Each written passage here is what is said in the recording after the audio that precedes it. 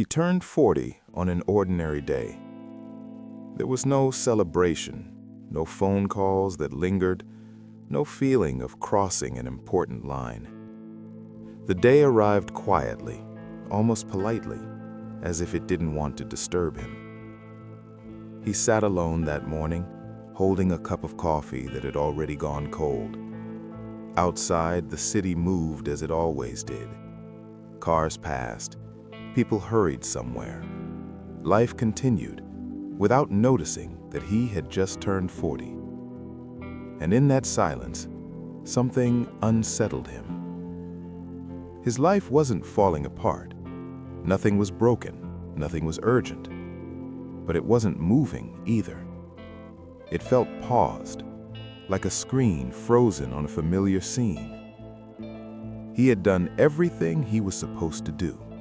He had chosen safety when risk felt irresponsible, routine when curiosity felt uncertain, stability when passion asked too many questions. Years passed that way.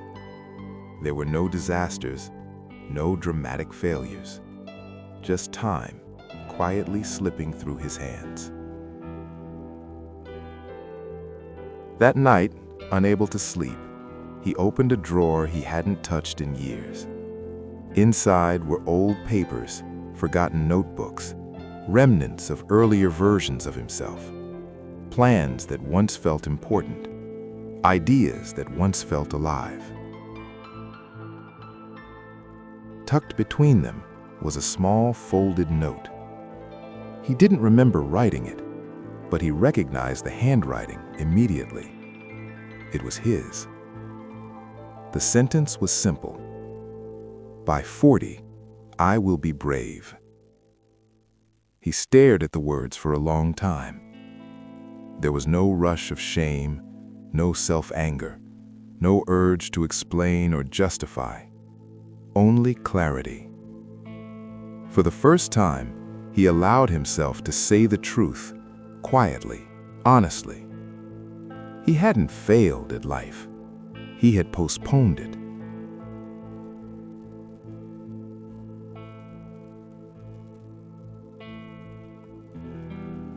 He had kept telling himself that there would be time later, later to try, later to risk, later to begin. Later had felt responsible, later had felt safe, until later quietly turned into now. Instead of planning a better future that night, he did something different, something smaller, something real. He stopped thinking about what his life should become and focused on what he could promise. Not a promise to success, not a promise to achievement, not even a promise to change everything. Just one thing, a promise to stop waiting. To stop living as if life hadn't started yet, to stop treating his own days like rehearsals. He folded the note and placed it back where he found it. Then he sat in the quiet, feeling the weight of 40 years, not as a burden, but as a presence. The promise didn't feel dramatic, it didn't feel heroic, but it felt true.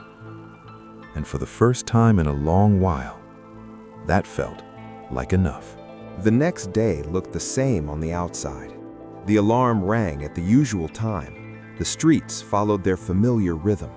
Nothing in the world announced that a promise had been made. But something had shifted inside him. It wasn't confidence. It wasn't excitement. It was awareness. A quiet sense that he was no longer allowed to drift through his own days unnoticed. He didn't wake up with a bold plan. He didn't declare a new version of himself. He began with something smaller. He chose to respond instead of avoiding. An email he had ignored for weeks, he opened it. A message he had planned to answer someday, he replied.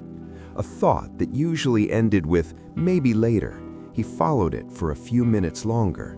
He tried instead of delaying. Nothing dramatic happened. There was no rush of energy, No sudden confidence, no moment where everything made sense. Some choices felt uncomfortable, some felt unnecessary, a few felt frightening for reasons he couldn't fully explain. But something important returned: movement. For years, his life had felt like it was carefully arranged, stable, predictable, and untouched. Now it began to shift, slowly and unevenly, like something waking up after a long sleep. He started noticing his own presence, the way he listened instead of waiting to speak, the way he paid attention instead of rushing through moments, the way he stayed with discomfort instead of escaping it. That was when he understood something he had misunderstood for years. Courage doesn't arrive loudly. It doesn't announce itself with dramatic decisions or bold declarations. It appears quietly when someone chooses to stay present in their own life, even when it feels uncertain, unfinished, or uncomfortable. Days passed, then weeks. Some days he questioned the promise. Other days he forgot about it entirely. But even on those days, he noticed something different. He was no longer disappearing. He was no longer numbing the time between obligations, no longer postponing his attention, no longer treating his life like something that would begin later. Weeks later, he understood what the promise had truly meant. It was never about becoming someone new, never about fixing everything that felt incomplete, never about turning 40 into a dramatic turning point. It was about refusal, refusing to fade quietly, refusing to live on autopilot, refusing to abandon himself slowly, one day at a time. At 40, he didn't rewrite his entire story. He didn't erase the past. He didn't rush toward an imagined future. He simply stepped back into the life he was already living. He paid attention. He stayed present. He chose to remain. And for the first time in a long while, that felt like enough. Not because everything was resolved, but because the story had started moving again. And that was enough to begin.